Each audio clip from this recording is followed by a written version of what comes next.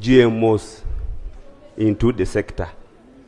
So my concern is to be, maybe we deal away with that issue of recommended, unless we specify by the government or cabinet. Thank you. Yes, Right Honorable Chair, I just want to inform a colleague that this country has a national research institute organization called NARU, with the researchers who are professionals, and they are the ones responsible for the research and the recommendation.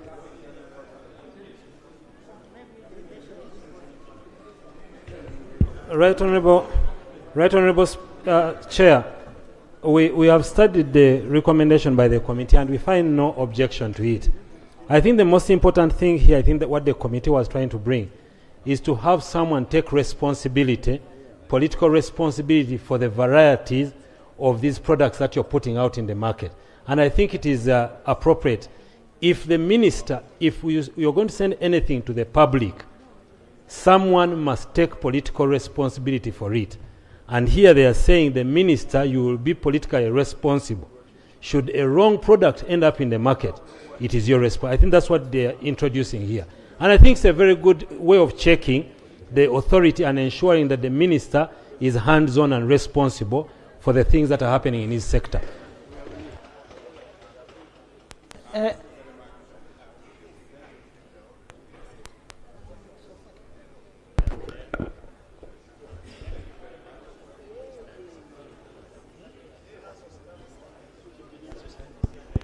Thank you very much, Honorable Chair. I want to agree with the Attorney General that when we were in Gulu, I talked about suitability and capability of our soils. And this was a study done in Uganda here. There are areas in Uganda that are not yet growing coffee, but they are suitable for certain types of coffee. And those are the areas we are talking about. When you take places like my district of Zombo, we are high altitude area, 1,300 meters to 2,300 meters above sea level. It is only suitable for Arabica. But there are areas below 1,300 meters above sea level that can grow coffee. Therefore, I think that clause is along that line. Thank you. Thank you. Madam Chair, I concede. Let's first hear from Madam Chair. Honorable Nandala and Honorable Katuntu Jema. I've seen Doctor. I want to thank the patriotic opposition who are in the House. And very brilliant. And very, very brilliant. Yes. Madam Chair, my colleague from Zombo has said they grow Arabic coffee because they are at a higher altitude. I want to tell the colleagues that coffee can be grown even in this house. Yes. But it will not taste like the one from other regions. I'll give you that. He grows Arabic coffee, we grow Arabic coffee. Our taste is far different. It has no aroma, has nothing. No. So you will come in the house and start talking about Arabic coffee. So I want to state that coffee has over 10,000 species which grow everywhere. That's why I said, even in this house, we can grow a certain type of coffee. I want to give this information to honorable colleague. There are many people from the Elgon area who are buying coffee in Zombo. And they do it for blending, and they pack them as Elgon coffee because we are not packaging at the moment. But what I want to tell you is Zombo had been growing coffee for a very, very long time. And we are not about to stop growing Arabica coffee. Madam Speaker, the colleague has raised here a very dangerous statement that Zombo coffee is used for branding. Yeah, branding is also branding Bujisu Arabic coffee. I think you are making a fundamental mistake. And I can state this all over the world. The best coffee in this world, which is Arabic coffee, comes from Mount Elgon. Honorable And Nathan. it is the one which is used Honorable Nathan, blending the Bugisu coffee by Zombo coffee, that would mean we are doing adulteration. Can you withdraw your statement? So, Madam Speaker, it is him to withdraw. Him, I'm saying. And I want to state here. You sit, you first sit. Withdraw. We don't adulterate our coffee, Bugisu.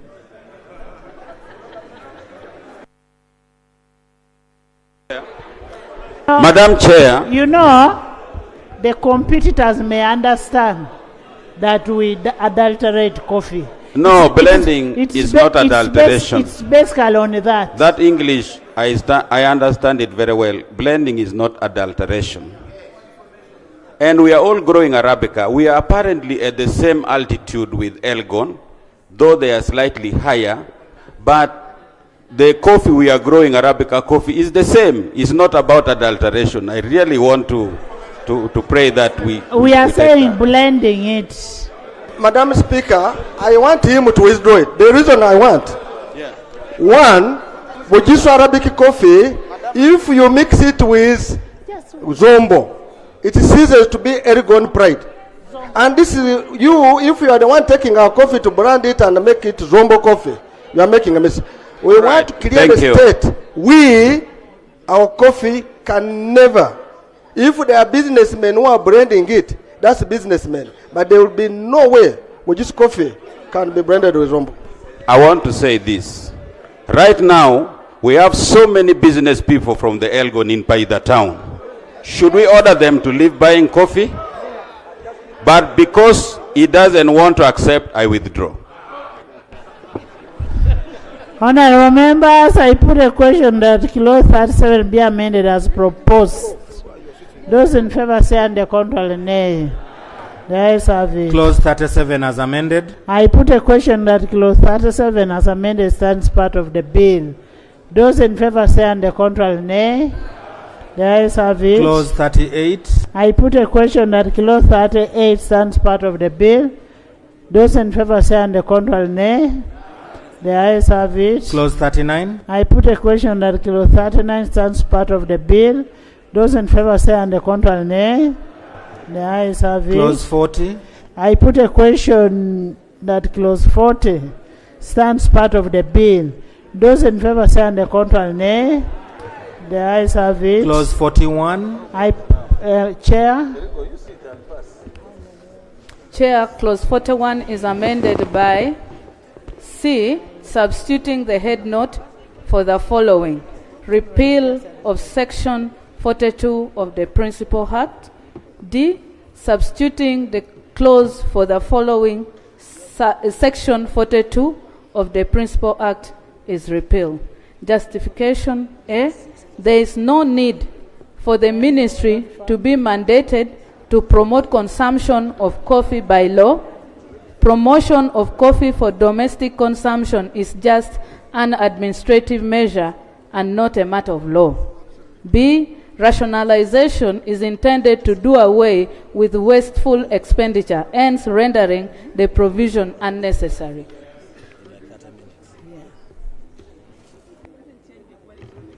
Right Honorable Chair, the committee proposes to repeal the whole of Section 42, but I think the committee intended to only repeal Section 42 2A.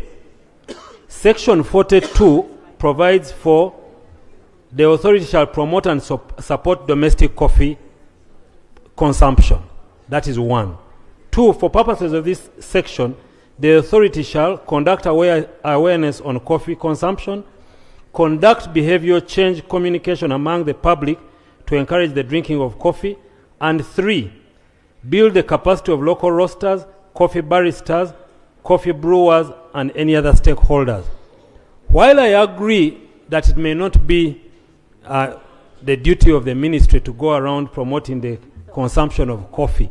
I do not think it is harmful because we have the people who are in that value chain, and they are part of the value addition of the value chain of coffee. So there is coffee which is exported and then coffee which is consumed locally. So to remove it may not be in the best interest of completing the entire value chain. I propose, honorable members and colleagues, that we leave section 42 within the Act, and the ministry will then use its policy directives to manage this value chain. I don't think it is harmful. I beg to submit. Madam Chair, I want to state that we produce Ergon Pride and it should be consumed. The committee is, what I brought up this is that now we want the ministry to be the advertising agent for people who are producing coffee locally. So I want to agree with the Attorney General that section 42 we only amend the word authority. The rest should remain.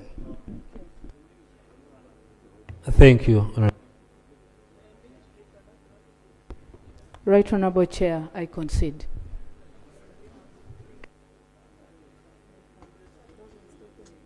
So for the record, we are proposing that the clause 42 should now be amended in clause 42(1) to replace the word authority with the ministry, and in 42(2) to amend to replace the word authority with ministry. I beg to submit.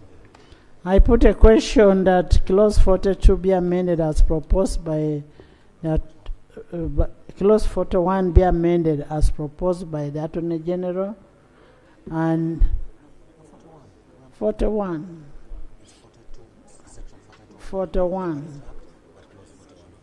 It is clause 42 of the apparent act, but clause 41 of the bill. I put a question that clause 42 be amended as proposed by the 41 be amended as proposed by the by Attorney General. Those in favor say on the contrary, nay. The ayes have it. Clause 41 as amended. I put a question that clause 41 as amended stands part of the bill. Those in favor say aye, to the contrary, nay. The ayes have it. Clause 42. Clause 42. I put a question that clause 42 stands part of the bill. Those in favor say on the contrary, nay. The ayes have it. Clause 43. I put a question that clause 43 stands part of the bill. Clause 43 is talking about amending section 44. Levy on coffee export. Madam Chair, there is no way a minister can levy. You understand? Yeah, because here you see there are some way you are substituting that they are fitting in, but here you cannot say the minister shall levy a charge. No. I think here they could, to be safe, the ministry shall levy a charge, not the minister. Minister. You see, because the ministry has a PS. Minister. Right, Honorable Chair and Honorable colleagues. Many of these levies and things that have the ability to create a tax are normally signed off by the minister because it's an executive function. Yes. So if you say the ministry, then that means anyone in the ministry could do that.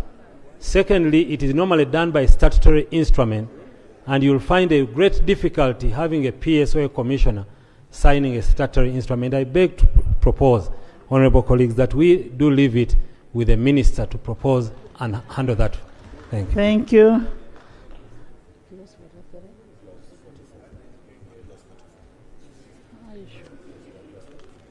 I put a question that clause 44 stands part of the bill. Those in favor say aye, to the contrary. The ayes have it. I put a question that clause 43 stands part of the bill. Those in favor say on the contrary, nay. The ayes have it. Clause 44. Clause 45. I put a question that clause 45 stands part of the bill. Those in favor say and the contrary nay. The ayes have it. Clause 46. I put a question that clause 46 stands part of the bill. Those in favor say and the contrary nay. The ayes have it. Clause 47. I put a question that clause 47 stands part of the bill. Those in favor say aye and the contrary nay. The ayes have it. Clause 48. I put a question that clause 48 stands part of the bill. Those in favor say on the contrary nay. The ayes have it. Clause 49. I put a question that clause 49 stands part of the bill. Those in favor say on the contrary nay. The ayes have it. Clause 50. I put a question that clause 50 stands part of the bill. Those in favor say on the contrary nay. The ayes have it. Clause 51. I put a question that clause 51 stands part of the bill. Those in favor say on the contrary nay. The ayes have it. Clause 52. I put a question that clause 52 stands part of the bill. Madam Chair. Madam Chair, I am on 52. We're trying to amend. No, we're talking of section 53 of the law. Madam Chair, I wanted to bring the notice to my colleague from Zombo that under section 53(2)H, it says adulteration, adulterated coffee, that one, or is in possession of adulterated coffee, that one, including mixing coffee of different types or mixing coffee with non-coffee materials or whatever types. So, Madam Chair, I wanted to put on also colleague that if there are people in Zombo who are mixing coffee from other areas, they are committing a crime. You better report them immediately to police. Thank you, Honorable Chair. Honorable members, I put a question that stands part of the bill. Those in favor say on the contrary nay. The ayes have it. Clause 53. I put a question that clause 53 stands part of the bill. Those in favor say on the contrary nay. The ayes have it. Clause 54. I put a question that clause 54 stands part of the bill.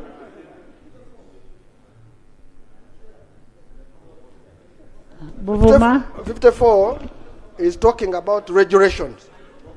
Sir. Right Honorable Chair, clause 54, I propose to amend section 56 of the Principal Act in subsection 1 by inserting the following. After the word minister, the following. The minister shall, with approval of Parliament, make resolutions, blah, blah, justifications to ensure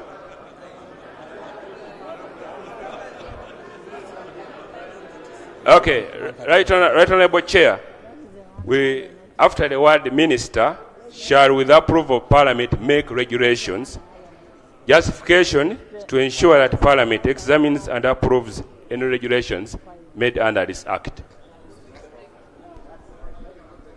Madam Speaker, Parliament makes laws and you task the executive to implement them and report to Parliament on the implementation progress. Requiring the regulations, I can be required to lay them on table. That's in order, and that practice is well known. So I do not support the amendment, Madam Chair and colleagues. Honorable Minister, the member is saying the minister lays regulations to Parliament. You see, when you lay on to Parliament, we will send to a committee. The committee will bring it to Parliament, and it is the same thing. It doesn't differ much. Chair, I am not disagreeing with your guidance, but the framing of the section Lay on table. Laying on table is okay, but with approval, And it's a conditional precedent. It is laying on table. No.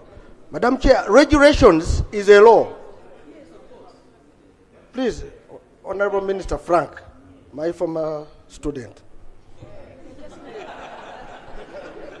Madam Chair, the minister will make regulations to regulate the sector. But these regulations need, listen to me. We have made so many laws whereby there are those which can be just laid, there are those which should be approved. And I want to state that having given the minister all the powers from the beginning up to the end, you make a mistake to allow him make regulations and he implements, you are in danger. This is a very leading sector. It is a coffee sector. It has a lot of revenues. He can even change many things. So, Madam Chair, I want to agree with my colleague from Uvuvuma that the minister may, with approval, I'm saying may, with approval of Parliament,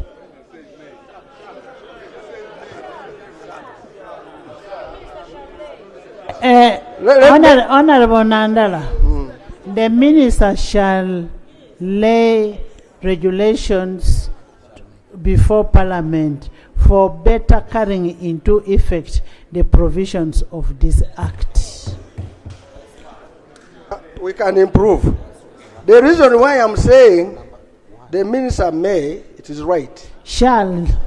Give me hearing your ears for 1 minute. He may decide not to make the what? The regulation. Why? We are saying he must. So you are saying he must? Yes. So you are saying the minister shall make regulations with approval of Parliament.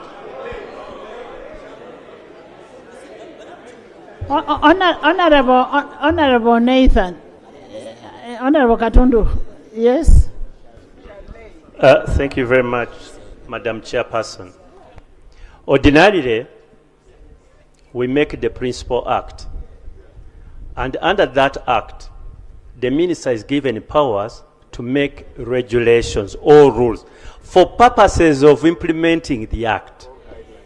The reason why we require sometimes to have those rules or regulations laid on table is for us to be certain that he has not exceeded his powers.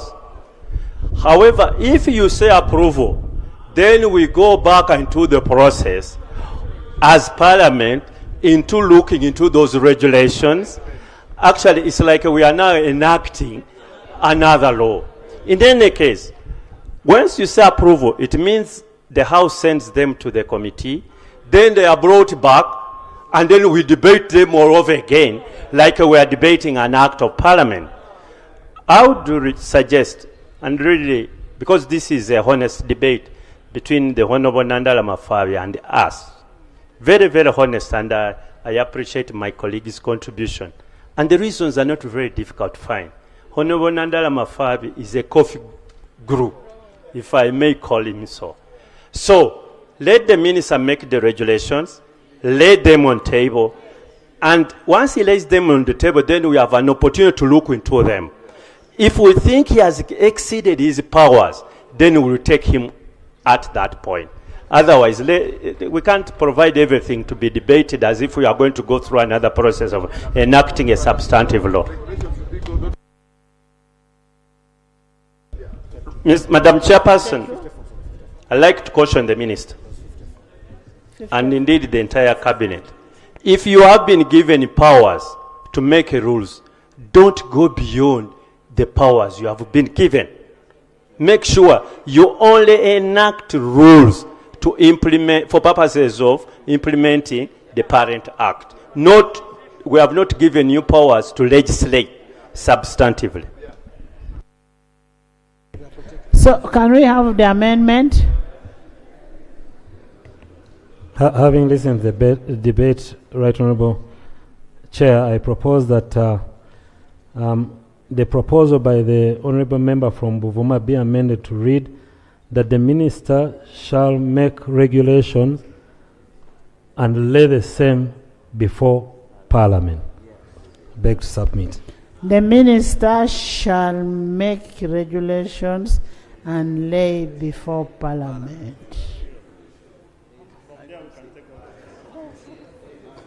I concede, Madam Speaker. To who? We are the same. Shall. The minister shall make regulations and lay the same before Parliament. Thank you. Minister. I concede to this amendment. Thank you. On the same? Yeah, Madam Chair, in most cases, regulations are good for implementation. But experience has shown that some ministers, when we tell them to make regulations and lay them on table, they sleep completely. Can we tag a period, within which period? Because this is a very important sector. Can we say within 6 months? Yes. Information. And I propose that within 6 months, they read the regulations. Yes, Right Honourable Chair. Actually, the member has an interesting proposal, but I just wanted to correct something that, just for information, honourable ministers hardly sleep. So they never sleep on the job, because we even find it difficult sleeping at home. But I agree, right honourable members, while we are doing this, we just need to be mindful of one thing. Regulations are always evolving. So please, let us not take it to mean that after we have presented regulations in 6 months, there can never be any other regulations that come. So regulations, so you are saying the first set of regulations. I have no objection to that, Right Honourable Speaker. Madam Chair. Honourable members. Our issue on... yes, Madam Chair. First of all, I agree, the regulation can be made anytime. I think what my brother Bakabulinde, that one, what he was raising is we need to differentiate the two cases. When he has made the regulation, before implementation, it should be laid in the what? In the House. There are two things. Before implementation, it should be laid in what? In the House. It is up to him. If he has made the regulation and decides to sit on it, he cannot implement it until he has laid it in the what? In the House. So the regulation becomes effective when it has been laid in the House and agreed on. So me, why I wanted to make some, maybe for the first one, yes, we can say for this one, which is the first one, within 6 months. Anytime you make another regulation, unless it is laid, you cannot what? Use it. Yes, Right Honourable Speaker and Honourable colleagues, once the law requires you to do some act, such as laying them before Parliament, until you have completed those processes, they'll have no legal effect. So definitely, they will not have any effect until they are laid before Parliament. Thank you. I put a question that clause 54 be amended as proposed by the Attorney General. Those in favour say and the contrary nay.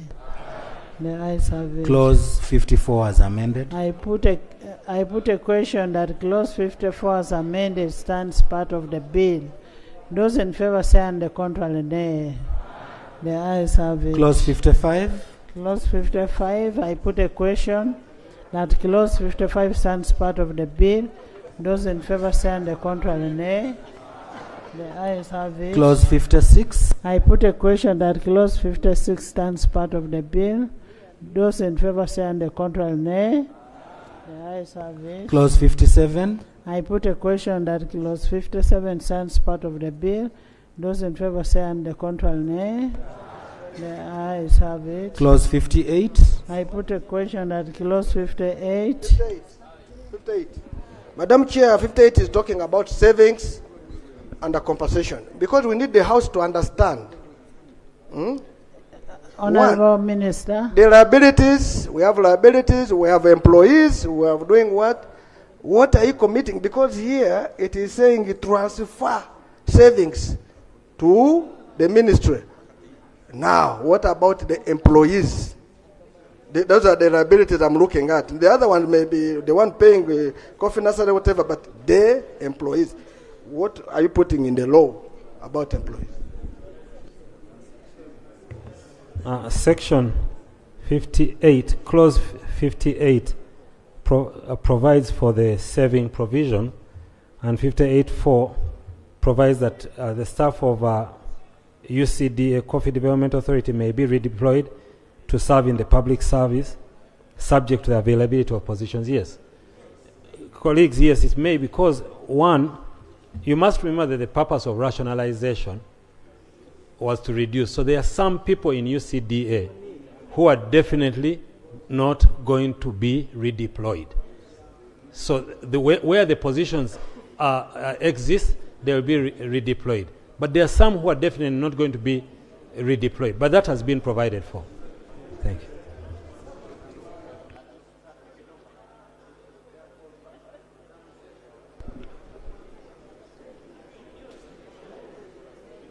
Madam Chair.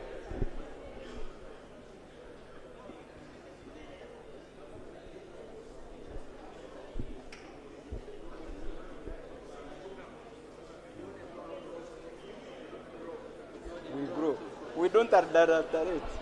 We grow a lot of it. Sure.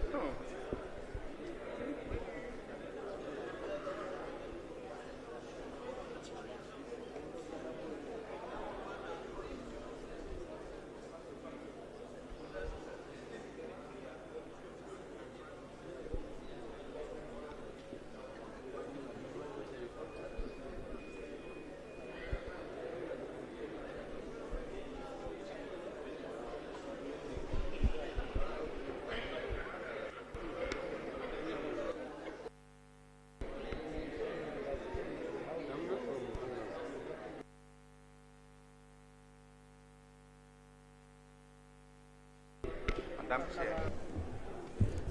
58. Clause 58. Clause 58. Nandal had made a proposal on staff, and that AG had responded and said it's catered for already. So Yes, Yona. Thank you, Madam Chair. On which clause? 58. Staff already catered for. Madam Chair, whereas I agree with the change, where we are saying the board members and staff of the Coffee Development Authority shall be paid terminal benefits in accordance with terms and conditions of their services. Madam Chair, we have been here. We watched UPK being merged to Chambogo University. We know where the staff are as of today. Honorable members, I put a question that clause 58 stands part of the bill. Those in favor say under control and nay. The ayes have it. Title. Honorable, before title, Honorable Kefa, Dr. Kefa. Thank you very much, Madam Chair, for giving me opportunity to move this amendment. Honorable Minister, listen to this amendment. The amendment I'm moving is that we insert a new clause immediately after clause 12 to say that the minister shall report to Parliament on the performance of the functions under Section 5 at least once every financial year. And the objective of this, Madam Chair, is that there is fear in the community at the moment. And this is what we are trying to address. There is fear in the community that the promotion of coffee, the development of the coffee sector will go down. And this is helping us to put the minister, to create some accountability, to help the minister, to ensure that the minister regularly reports to Parliament on the performance of the sector. And we are assuming that with the investment in the sector, with the investment of the sector, it's likely to perform much better. And that's what actually we are likely to see, which will be reassuring to the community. Thank you very much, Madam Speaker. Thank you, Chair. I want to make a clarification that actually we appear before sessional committee every year when we present policy statement, and will be covered.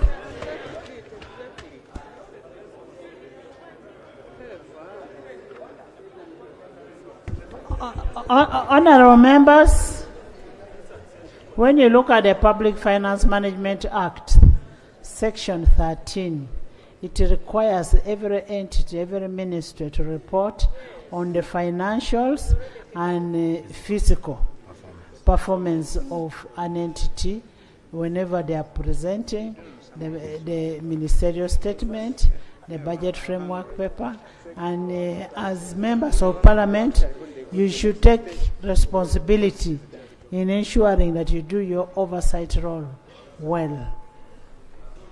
Yes, Minister of Finance, State.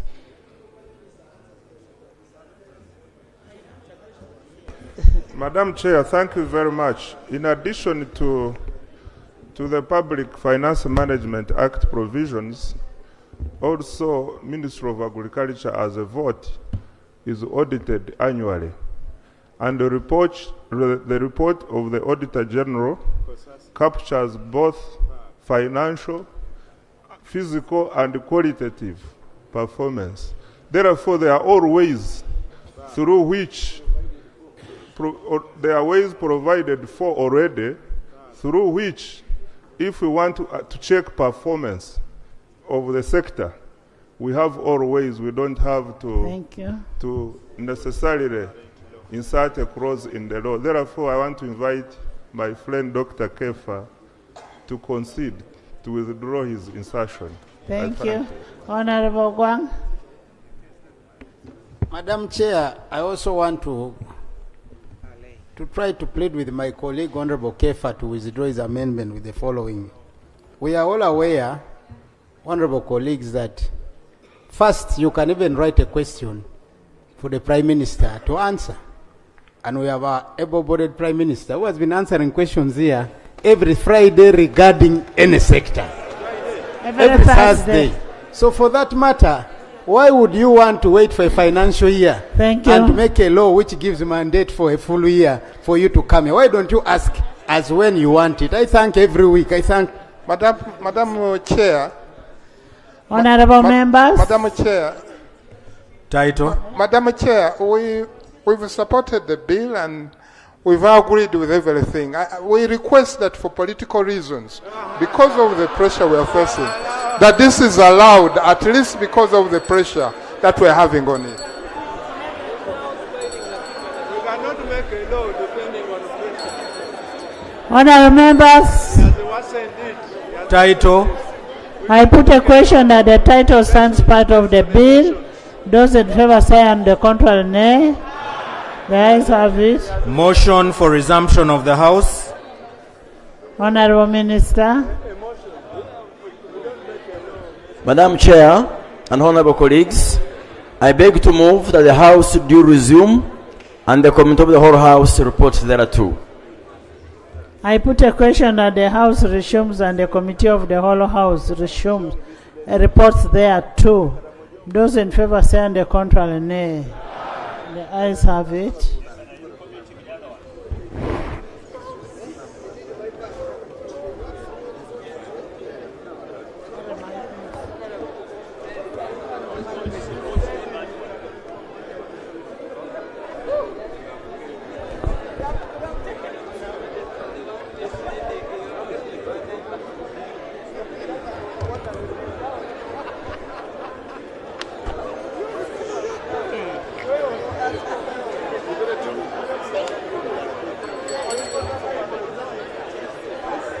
Right Honourable, allow me to thank this House on We behalf have not finished.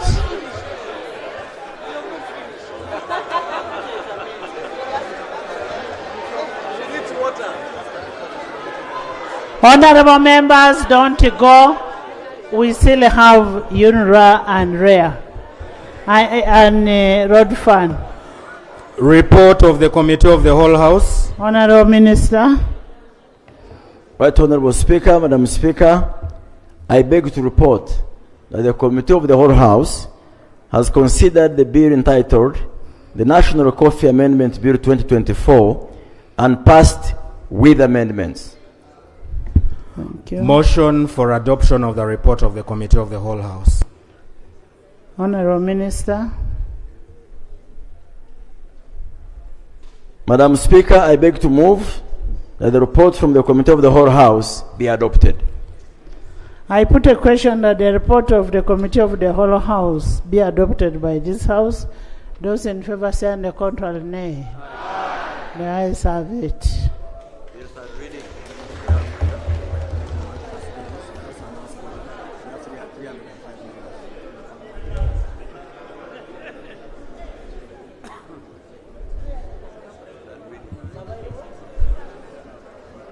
Bill's third reading, the National Coffee Amendment Bill 2024. Honourable members, physically we have 305 members. And maybe to respond on the issue of conflict of interest, honourable members, at the commencement of today's sitting, the Leader of Opposition rose, citing under Rule 94 on the conflict of interest. He thought to indict the presiding officer for allegedly having a conflict of interest in relation to Coffee Amendment Bill. That is on today's paper.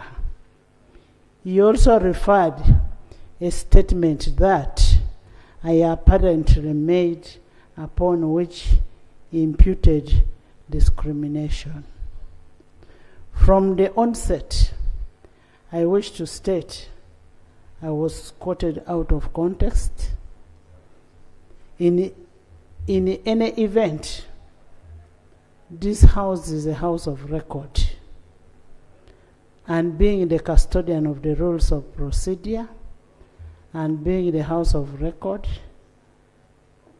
and if anybody thinks that I mentioned what the Leader of Opposition mentioned, I want to urge that member to bring a documentary evidence and lay on table. And once it is laid on table, and it is true that I said what he said, then I will be able to apologize to this country and to the persons who are affected. But before that is done, because it is not true, I will not do it.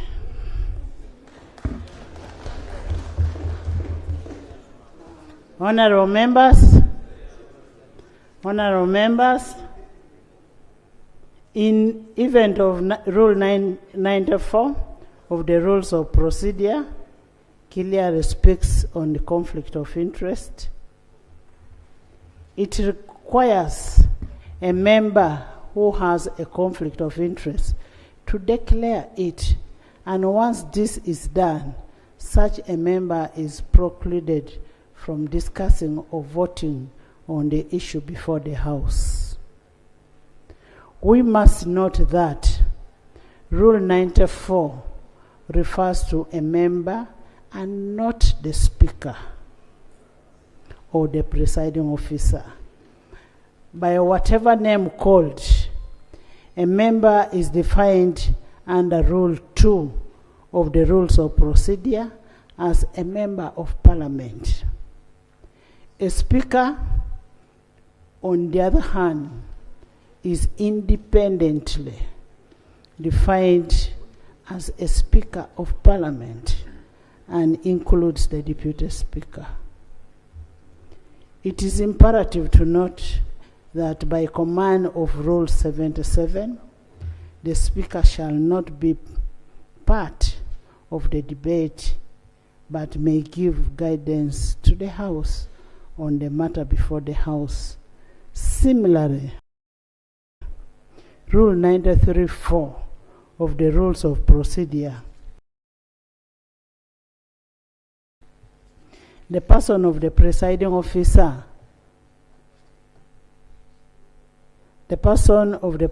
officer in Parliament or in committee shall have neither an original nor a casting vote.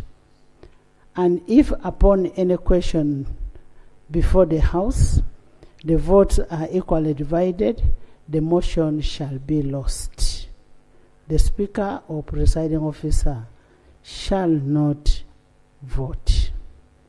As such, the rule is inapplicable to the Speaker because, as part of Rule 77(1) and Rule 93(4), the Speaker is neither participates in the debate before the House, nor does she vote in any issue before the House.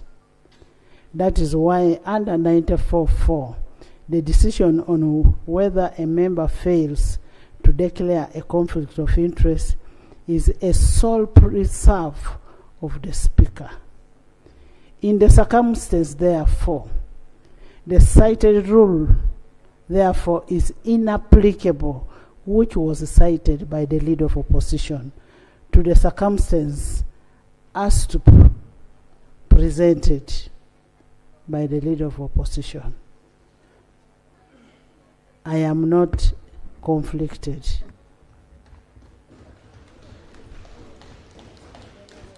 In any way. 2, he cited a wrong rule. 3, I do not vote. 4, a speaker does not become conflicted in any way or the other because she or he does not debate or does not vote. Where a vote ties, that vote is lost. So when we are debating in this House, let's debate with the logic, not politics. And I want to assure members, no amount of intimidation can ever move me away from where I am. I will remain the smiling me. And now that Trump has even won, the sanctions are gone.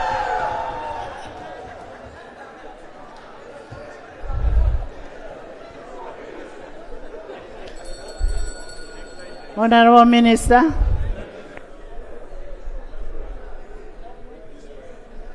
Madam Speaker, I beg to move that the bill entitled the National Coffee Amendment Bill 2024 be read the third time and do pass. I put a question that the National Coffee Amendment Bill 2024 be read the third time and do pass. Those in favor say on the contrary, nay. The ayes have it. A bill for an act titled the National Coffee Amendment Act 2024. Bill, the title is settled and the bill has been passed.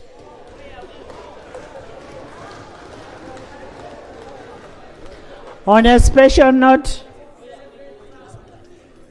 I want to thank the chairman BCU, Honorable Nandal Mafavi. I want to thank Honorable Katuntu, Honorable Basalirwa. I want the junior Fox Odoi. I want thank Honorable Batua, the whip of DP. Whip of DP is there, and Dokolo is also here. All the DPs, UPCs, and when we say opposition is not one party. FDC is here, NRM is here, UPC is here, DP is here, JAMA is here, independents are here. Next item. Madam Speaker, thank you for giving me an opportunity to really move a vote of thanks. I wish to express my gratitude as the sponsor of the bill, to thank you, Madam Speaker, to thank members of Parliament, to thank His Excellency the President, to thank Her Excellency the Vice President and the Right Honourable Prime Minister for the support and for the explanation and for understanding that coffee is indeed our premium beverage for the country. We all love it. We don't only drink it, we grow it, and we shall all continue to stand together to consolidate Honorable members, please don't go. You remember we stood over a bill. Can you whip your people there? They are going away.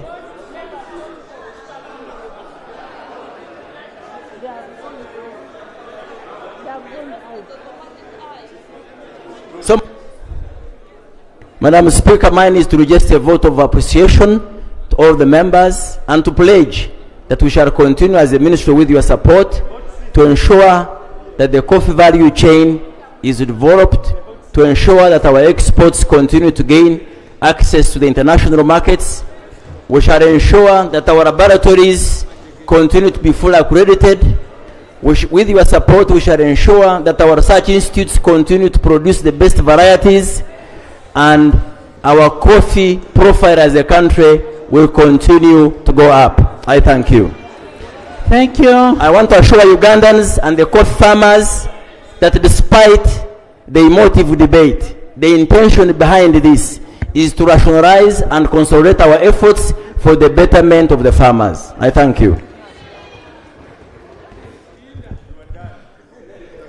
Item 3 on the order paper. Linda. Thank you so much, Right Honourable Speaker.